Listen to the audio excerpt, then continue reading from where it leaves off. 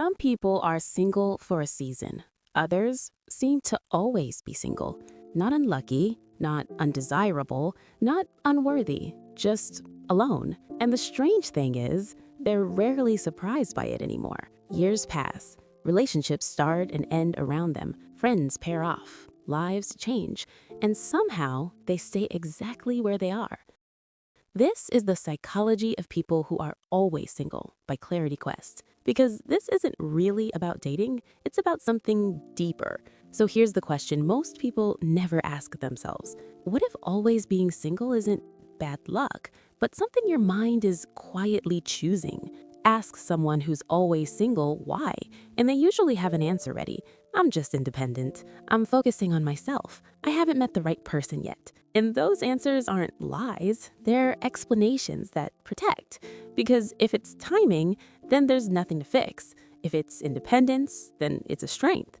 If it's fate, then there's no urgency. And slowly, without noticing, it becomes normal.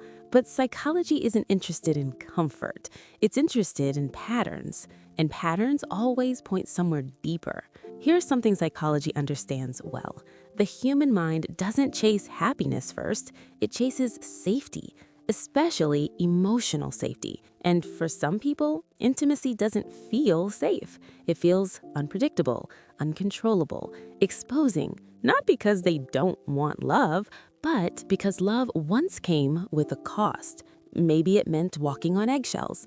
Maybe it meant losing themselves. Maybe it meant giving more than they received.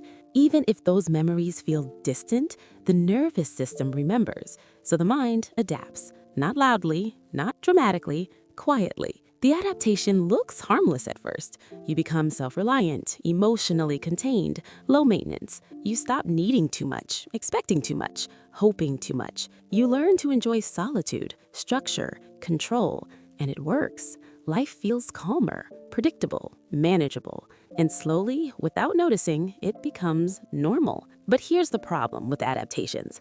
They solve yesterday's pain, not today's needs. People who are always single often hear this. You don't seem lonely, and that's usually true. Loneliness isn't constant. Sometimes it's barely there. But something else appears instead. A tightness in relationships, a resistance to emotional dependence, a discomfort when someone gets too close. Not because the person is wrong, but because closeness activates something old. So the mind steps in again. Pull back, stay neutral, stay composed, because control feels safer than connection. And slowly, without noticing, it becomes normal. This is where things get uncomfortable. For many people who are always single, being alone isn't the issue, it's the solution. A solution that says, if I don't attach too deeply, I can't be abandoned. If I don't depend, I can't be disappointed. If I stay single, I stay intact. So now the question sharpens.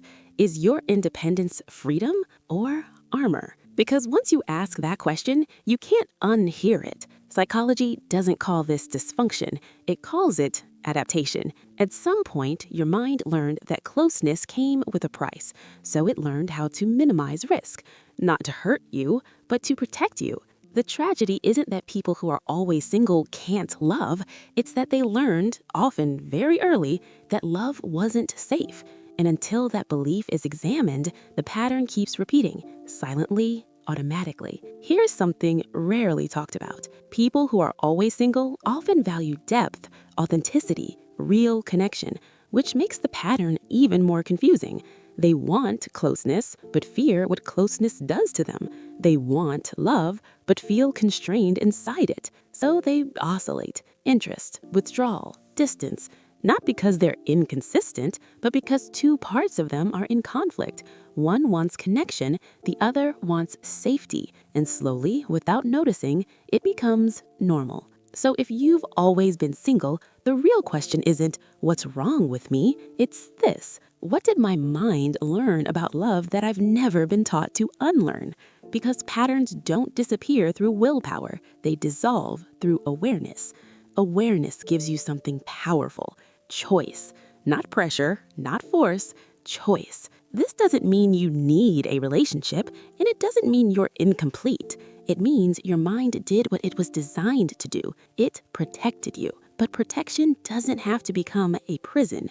You can honor the adaptation without letting it run your life. If this message resonated with you, share it with someone who might need it. And if you're on your journey toward clarity, like, comment, and subscribe to Clarity Quest. You're not broken. You adapted. And now you're becoming aware.